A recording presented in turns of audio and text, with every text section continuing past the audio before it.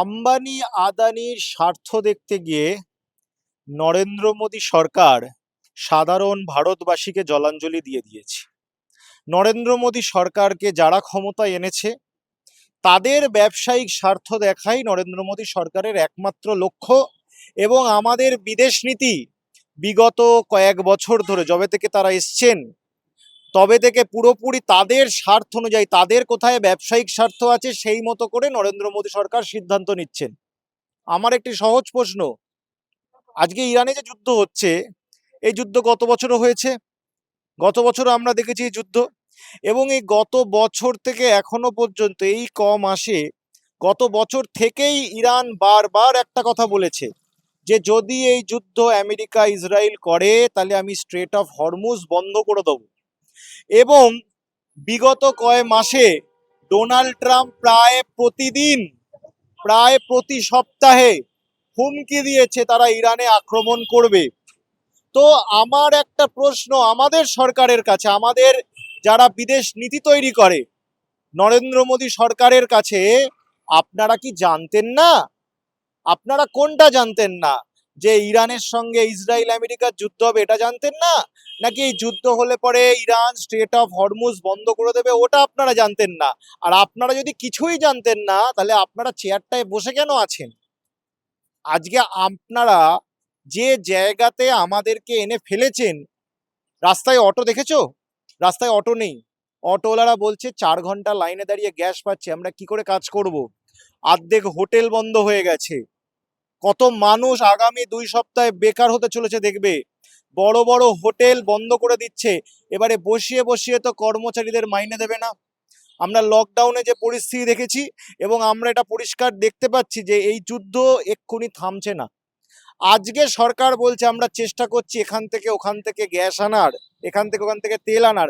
আমার সহজ প্রশ্ন, আপনার কাছে যখন 8-9 মাস সময় ছিল গত বছরের যুদ্ধের সময় থেকে এখন অবধি যেই লম্বা সময়টা ছিল, আপনি কি করছিলেন?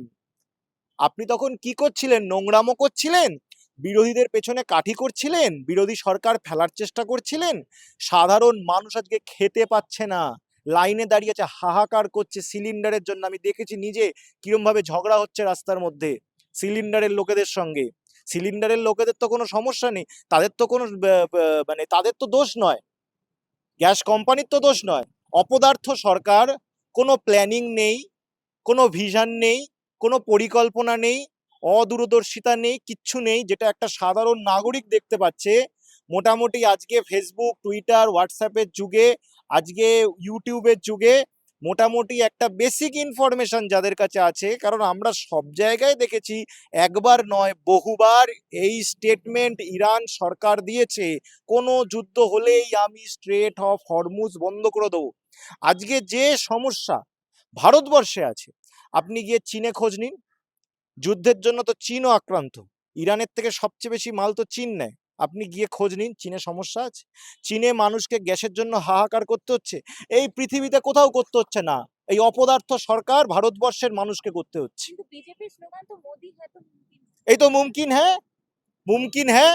আজকে বিদেশ নীতি কোথায় এনে ফেলেছে? ভারতবর্ষের আজকে একটা বন্ধু নেই। রাশিয়াও তেল দেবে বলেছে কিন্তু বাজার মূল্যের থেকে বেশি দামে দেবে বলেছে। যে রাশিয়া আমাদের সুখ দুঃখের সাথী, যে রাশিয়া সব সময় আমাদের অল ওয়েদার ফ্রেন্ড বলে যাকে, সেই রাশিয়ার সঙ্গেও আমরা বেইমানি করেছি, আমরা আমেরিকার নির্লজ্জ দালালি করেছি। যে আমেরিকা, যে ডোনাল্ড ট্রাম্প প্রতিদিন ভারতকে অপমান করেছে। আমার নরেন্দ্র মোদীর প্রতি অনেক অভিযোগ থাকতে পারে, দিনের শেষে সে আমার প্রধানমন্ত্রী, তার অপমান মানে আমার অপমান। দিনের পর দিন ধরে সে অপমান করেছে নরেন্দ্র মোদীর, দিনের পর দিন ধরে ভারতবর্ষের অপমান করেছে, ভারতের সরকারের অপমান করেছে। আর আমার সরকার কি করেছে? আমার সরকার চুপ করে বসেছিল। আমার সরকারের মুখে কোনো বুলি নেই, তার অপমান হচ্ছে। আমরা তো স্বাধীনতার 47 থেকে অনেক সরকার দেখলাম, 47-এর পরের গরিব ভারত, জওয়াহরলাল নেহরুর ভারতেরও মেরুদণ্ড ছিল।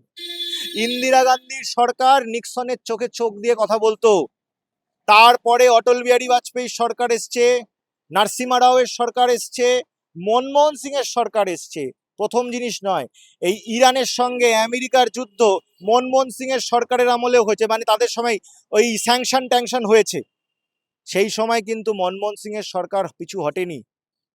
আজকে ৭৭ বছর পরে তুমি বলছো বিশ্বগুরু আমি, সারা পৃথিবী আজকে আমাকে সম্মান করে, আর সেখানে তুমি ভিখিরির মতো ডোনাল্ড ট্রাম্পের পাশনে ঘুরে বেড়াচ্ছ।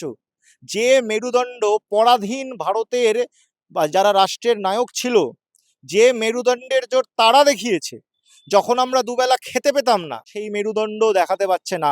এদের যত লাফালাফি, যত লম্পজম্প, শুধুমাত্র অসহায় নিরপরাধ মানুষের বিরুদ্ধে, বিরোধীদের বিরুদ্ধে। কিন্তু আসল জায়গায় যেখানে তাকে বাঘ হতে হবে, যেখানে সিংহের মতো গর্জন করতে হবে, সেখানে লেংটি ইঁদুর হয়ে ঘুরে বেড়ায়। আজকে হাসির পাত্র হয়ে গেছে ভারত সব জায়গায়। আজকে আমাদের পাশে চীন নেই, রাশিয়া নেই, কোনো প্রতিবেশী দেশ নেই, ইউরোপ নেই। ভারতবর্ষের কোনো সমস্যা হলে কোনো দেশ ছুটে আসে না, শুধু এদের অপদার্থতার জন্য আমরা এক ঘরে হয়ে গেছি আজকে। আর তার মূল্য হিসেবে আজকে আমাদের বেশি গ্যাসের দাম দিতে হচ্ছে, আরো পরিস্থিতি খারাপ হবে। ভারতকে লোকে মাল দেবে কিন্তু তার বেশি দাম নিয়ে দেবে, এই পরিস্থিতি আজকে এসছে। বহু ঝড় ঝাপটা ভারত দেখেছে, অনেক বড় বড়। এ কি প্রথম গালফ ওয়ার নাকি? এরা গালফ ওয়ার হয়নি? তখন ভারতে কি হয়েছে? কিন্তু আমাদের এই অবস্থা হয়। আজকে কোনো বন্ধু নেই, সাথী নেই, এই অপদার্থগুলোর জন্য।